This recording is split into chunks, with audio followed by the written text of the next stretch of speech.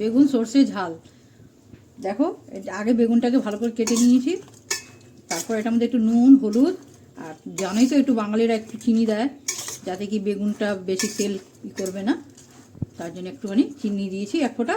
আর এটাকে ভালো করে মিক্স করে একটু রেখে দিই, তারপর এটাকে তেলে ফ্রাই করব। ফ্রাই করে এটার সর্ষে ঝাল বানাবো আজ, বেগুন সর্ষে ঝাল। হ্যালো বন্ধুরা, সবাই ভালো আছো? হ্যাঁ বন্ধুরা, দেখো এবার এটাকে নুন হলুদ দিয়ে মেখে নিয়েছিলাম। এবার এইগুলোকে সবগুলোকে এক এক করে তেলে ফ্রাই করবো। বেগুন বেগুন ভাজো খাওয়ার জন্য ওইরকমই বানাবো, একদম খাওয়ার সময় একদম মনে হয় মাছ খাচ্ছি। সবগুলোকে এবার লাল লাল করে ভেজে নেবো। আর এইটা বেগুন সর্ষে ঝাল বানানোর জন্য এটা একটু পেঁয়াজ রেখেছি, এটা পেঁয়াজ, একটু টমেটো কুচি, দুটো কাঁচা লঙ্কা, আর এই যে দেখো এখানে যেটা বাটা দেখা যাচ্ছে এইগুলোর মধ্যে পেঁয়াজ রসুন আদা আর টমেটো সবগুলোকে আমি একসঙ্গে মিক্স করে পিষে নিয়েছিলাম। আর এই যে সর্ষে ছাড়া তো আর ঝাল হবে না, সর্ষেটা একটু কম দেবো, এটা একটু দেবো, এটা সর্ষা একটু কম দেবো, কারণ সর্ষা সবার আবার হজম হয় না, তো তার জন্য সর্ষাটা একটু কম দেবো। আর এই যে এখানে একটু থাকলো কালি জিরা, একটু নুন, একটু হলুদ, আর একটু যদি দরকার পড়ে তাহলে একটু শুকনো লঙ্কার গুঁড়ো দেবো। ব্যাস, এই এতটুকু জিনিস দিয়ে ঝাল হবে তৈরি। ঠিক আছে বন্ধুরা, বেগুনগুলোকে সব লাল লাল করে ভেজে নিয়ে বের করবো।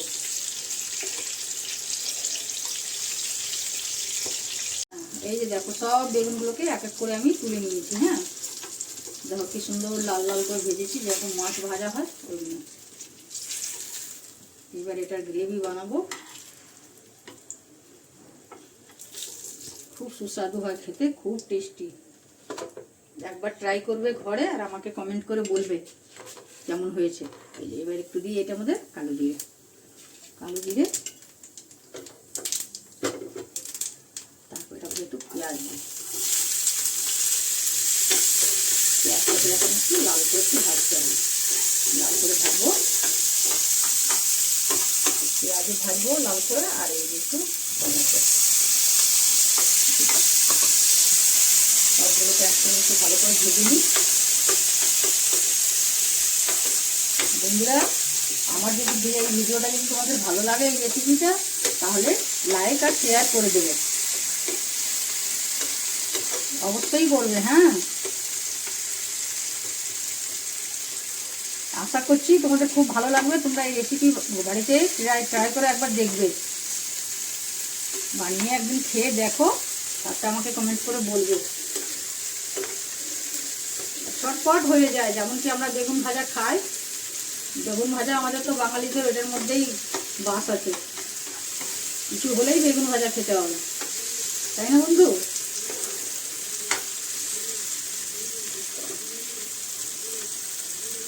এটা সব একটু লাল লাল ভাজা হয়ে গেছে। আমি অবশ্য পেঁয়াজ আর টমেটো পরে সব সফট হয়ে যাবে। এই যে এইগুলো দেখো 2 চামচের মতন দিলাম, বেশি না। এটাকে দিয়ে এখন এটাকে খুব ভালো করে কষতে হবে, খুব ভালো লাগবে খেতে।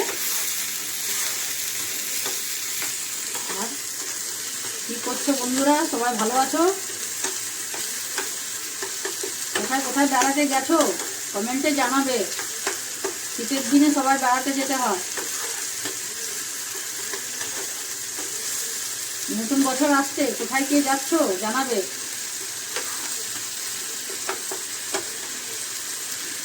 এবার এটা আমি দেখো নুন তুমি নিজের ইচ্ছে মতন দেবে, যার যতটা পরিমাণে খাওয়ার ইচ্ছে।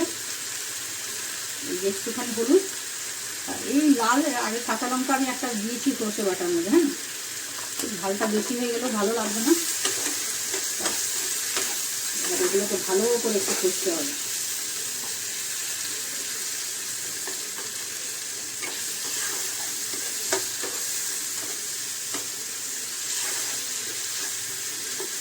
দেখো দেখেছো টমেটোগুলো সব সফট হয়ে গেছে, হয়েছে না? পেঁয়াজগুলো সফট হয়ে গেছে। আর একটু এরকম দেখা যায় তো পেঁয়াজ, তাহলে খুব ভালো লাগছে। আর ঝালগুলোর মধ্যে আর কি যেরকম মাছ সর্ষে ঝাল, বেগুন ঝাল, এগুলোর মধ্যে এইভাবে করে করলে বেশি ভালো লাগে খেতে। দেখতেও ভালো দেখা যাবে।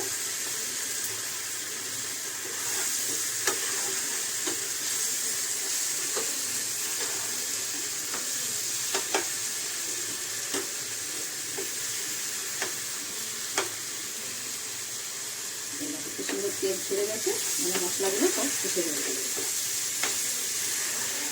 মশলা যখন কষে যাবে বুঝতে পারবে, তারপর এগুলো তেল যেরকম ছাড়ছে তাতেই বোঝা যায় মশলাটা ভালো করে কষে এসছে।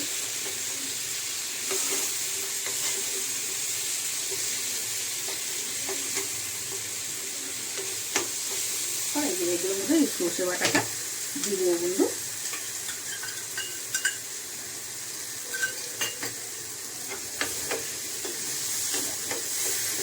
সর্ষেটা বেশি ভাজতে লাগবে না, সর্ষেটা একটু কম ভাজলে সর্ষের ভালো গন্ধ বেরোতে থাকে। কত ঝটপট হয়ে গেল তো, কোনো সময় লাগে না। তবে হ্যাঁ, কোনো কিছু বানাতে গেলে তো 10 থেকে 20 মিনিট তো লাগবেই, তাই না? এতটুকু তো হাতে সময় নিয়ে করতে হবে। একটু ওখানে জল দিয়ে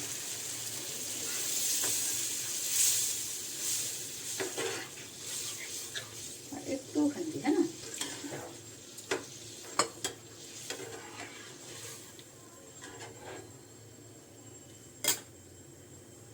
এরপর এগুলোর মধ্যে এই বেগুনগুলো একটা একটা করে দিয়ে দেবো। দেখো বেগুন তো খুব সফট আছে, হয়ে এসছে খুব ভালো করে।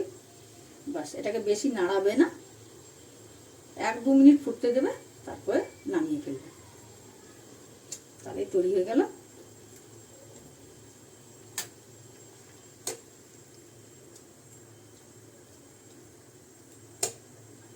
সব বেগুনগুলো করে সব দিয়ে দেবো।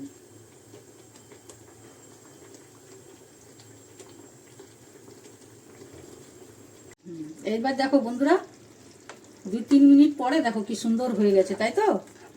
কি সুন্দর সফট হয়ে গেছে দেখো একদম। এমনিতে তো বেগুন সফট ছিলই, তবে দেখো এখন কি সুন্দর করে হয়ে গেছে। এবার গ্যাসটা আমি বন্ধ করে দিব।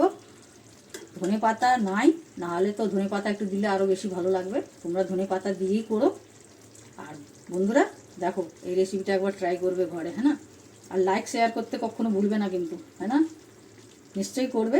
তাহলে আগের রেসিপিতে আবার দেখা হচ্ছে।